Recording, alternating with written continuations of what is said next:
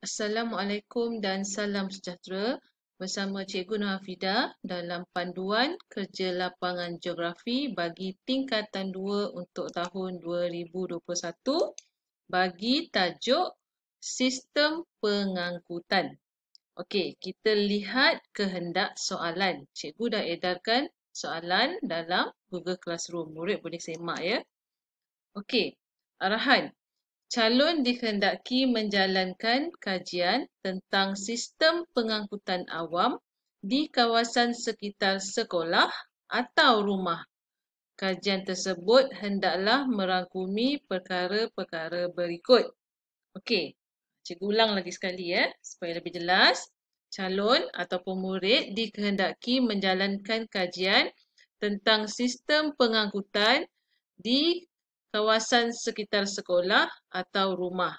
Okey, memandangkan kita masih dalam PKP, kita masih menjalankan PDPR, jadi cikgu cadangkan murid memilih kawasan sekitar tempat tinggal murid sendiri ya, kawasan rumah. Okey.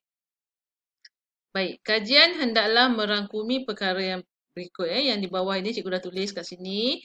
Ada 6 perkara yang murid perlu um, adakan, murid perlu siapkan ataupun laporan tu mesti ada, mesti merangkumi 6 perkara yang cikgu sertakan ini. Okey, yang pertama murid tengok A. Okey, A menentukan kaedah kajian yang sesuai untuk mendapatkan data dan maklumat berkaitan dengan tajuk tugasan. Itu yang pertama. Yang pertama murid mesti tentukan kaedah kajian yang sesuai untuk dapatkan data. Okey, data-data dan maklumat ni. Murid nak kumpul maklumat, nak dapatkan maklumat tentang tajuk kajian ni menggunakan kaedah apa? Mesti buat ketetapan dahulu.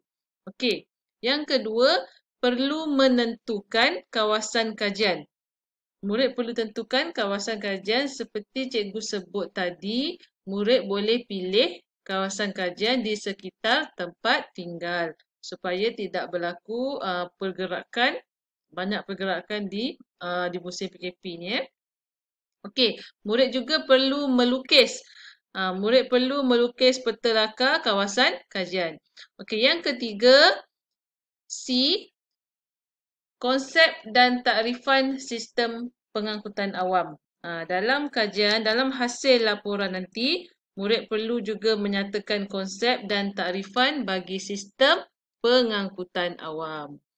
D, kenal pasti dan senaraikan jenis pengangkutan awam yang terdapat di kawasan kajian.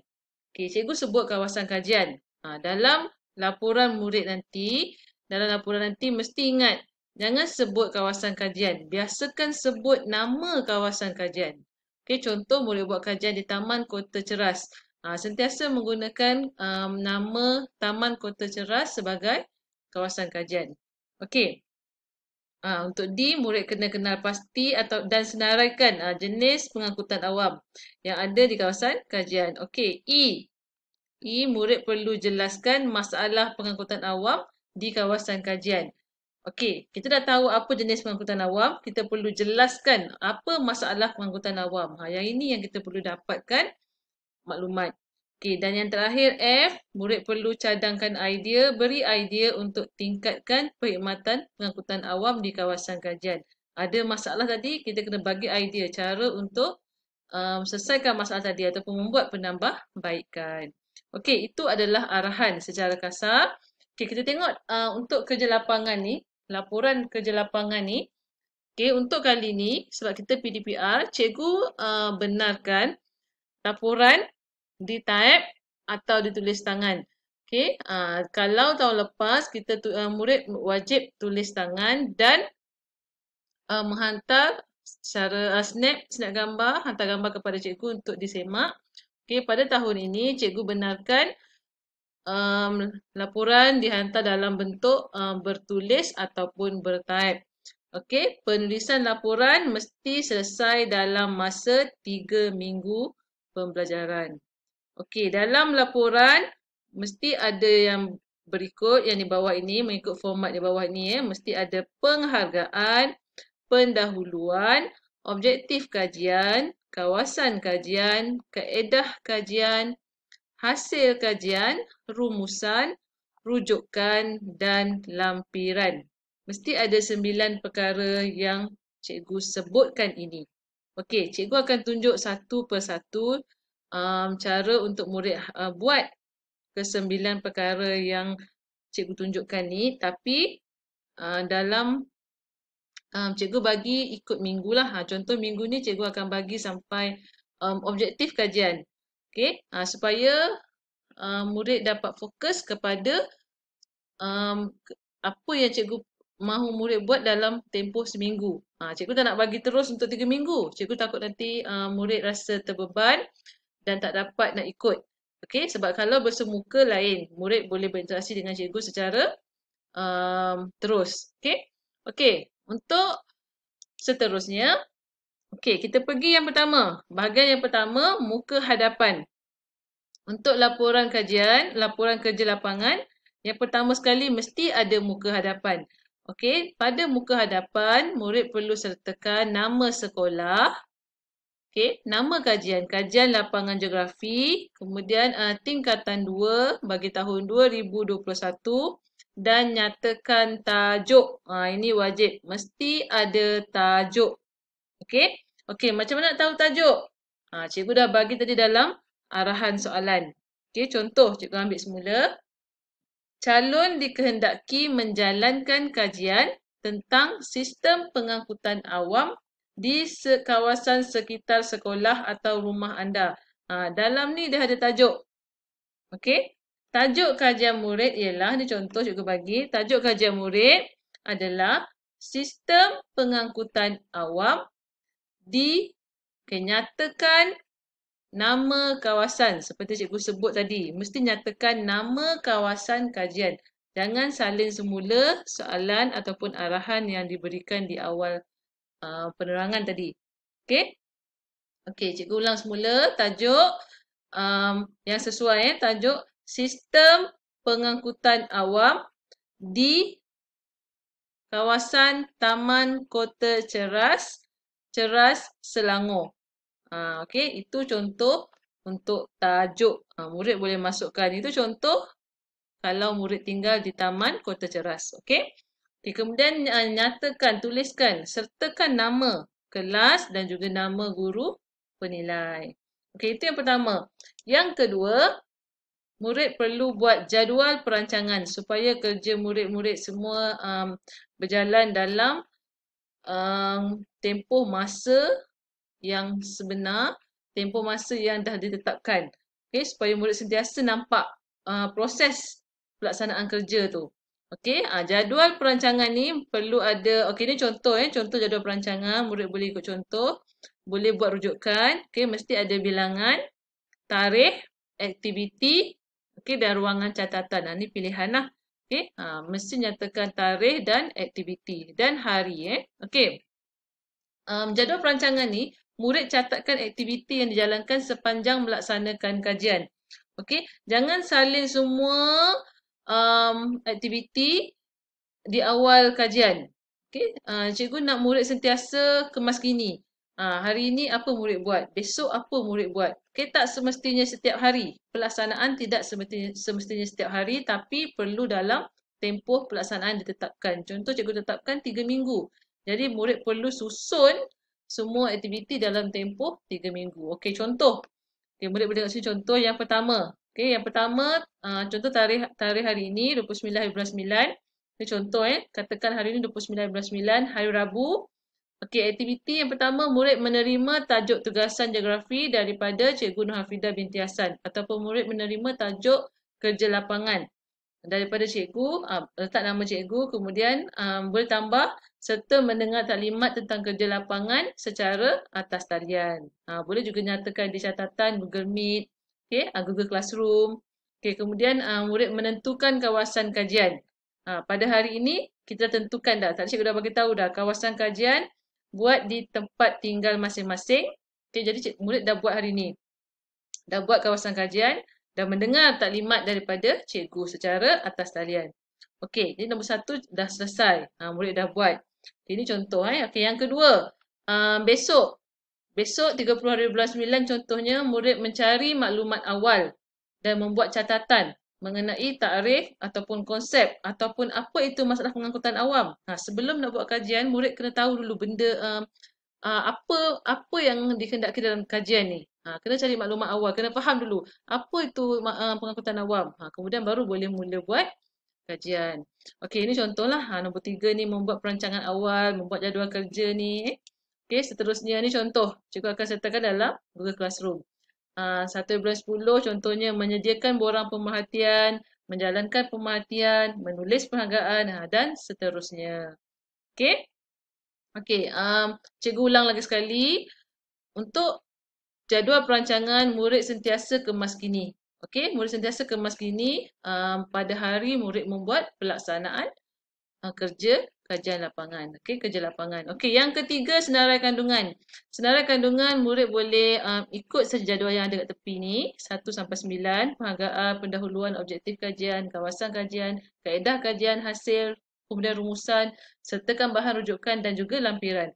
Cuma muka surat ni boleh tinggalkan dulu, boleh isikan muka surat bagi setiap hasil kerja ni di akhir kajian. Okey. Okey, yang keempat. Okey, yang keempat ialah penghargaan. Okey, penghargaan ni adalah ucapan terima kasih, ucapan penghargaan yang kita nak sampaikan kepada individu yang membantu ataupun memberi sokongan untuk kita siapkan kerja lapangan.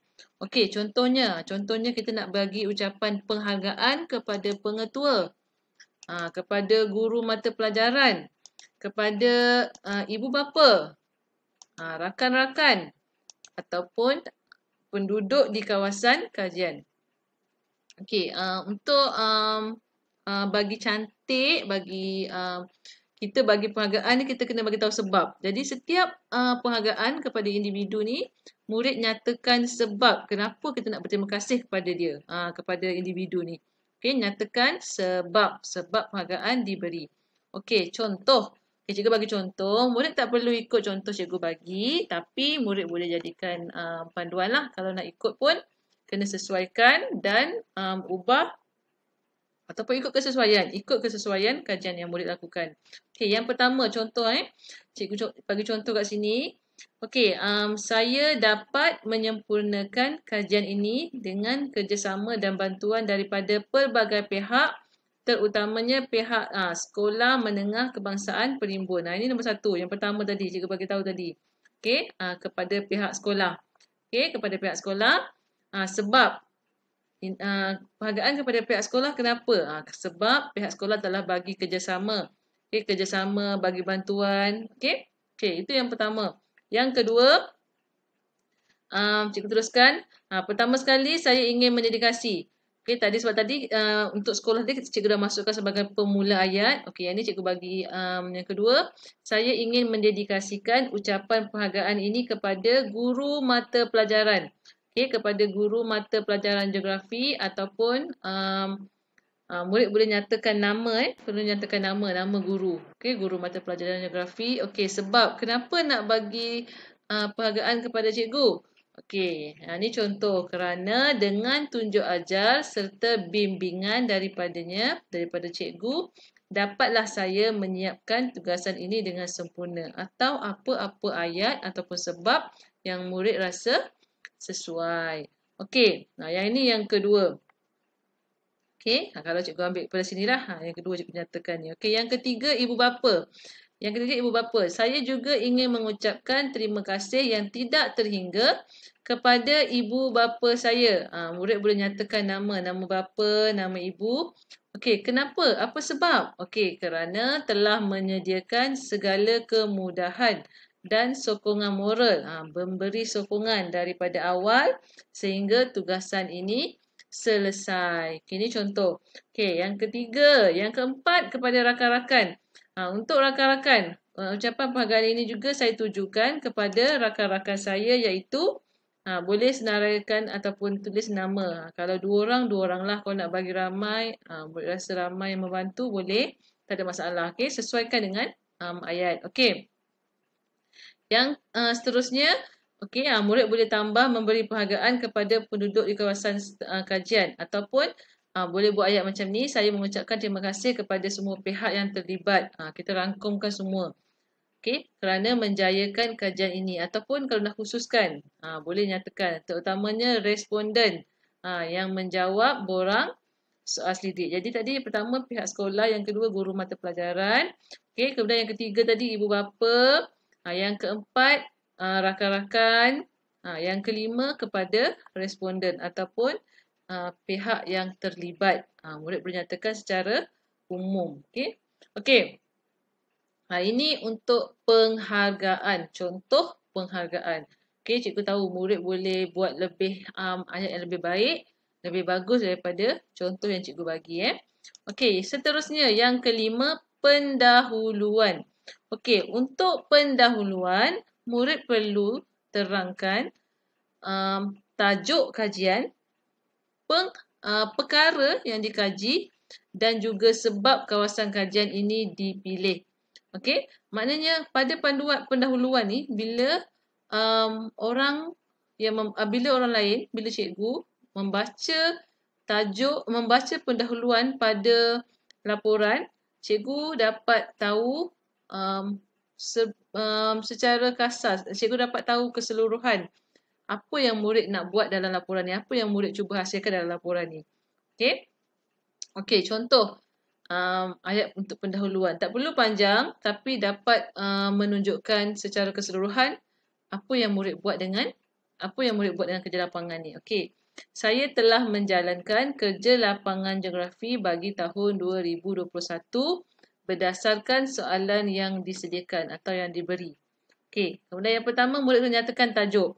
Tajuk kerja lapangan saya ialah nyatakan tajuk dengan betul. Okey, cikgu ulang, nyatakan tajuk dengan betul. Mesti ada nama tajuk tu dan nama kawasan. Okey, contoh tajuk kerja lapangan saya ialah kajian tentang sistem pengangkutan di kawasan sekitar Taman Kota Ceras, Selangor. Nyatakan alamat penuh, postcode dan daerah. Okey. Itu tajuk. Kemudian apa yang murid nak buat dalam kerja lapangan ni? Okey, dalam kerja lapangan ini saya akan mengkaji tentang nyatakan apa yang murid nak kaji. Tengok balik semula soalan tadi. Murid saya akan mengkaji tentang masalah-masalah yang terdapat di sekitar, masalah-masalah pengangkutan awam yang terdapat di sekitar Taman Kota Ceras, ataupun murid juga boleh menyatakan saya juga ingin mengenal pasti jenis-jenis pengangkutan awam yang terdapat di sekitar Taman Kota Ceras. Ini contoh. Okey, nyatakan apa yang murid cuba kaji, apa yang murid kaji dalam tajuk sistem pengangkutan ini. Okey. Itu kedua, perkara yang dikaji. Okay, yang ketiga, nyatakan kenapa murid memilih kawasan yang murid nyatakan dalam tajuk tadi sebagai kawasan kajian. Okey, contoh, saya telah memilih Taman Kota Ceras sebagai kawasan kajian saya kerana kawasan, salah ni kerana dua kali ni tersilap sikit. Okey, kerana kawasan ini, bagi sebab kenapa. Okey, mungkin contoh kerana kawasan ini, kawasan Taman Kota Ceras ni berhampiran dengan kawasan sekolah di mana ia merupakan laluan saya setiap hari sepanjang sesi persekolahan. Contoh. Okey, murid nyatakan kenapa murid memilih kawasan kajian. Okey, ataupun tambahan, murid boleh tambah sikit. Tempoh kajian saya ialah selama, contoh tadi 3 minggu. Okey, murid boleh nyatakan. Ini sebagai tambahan lah.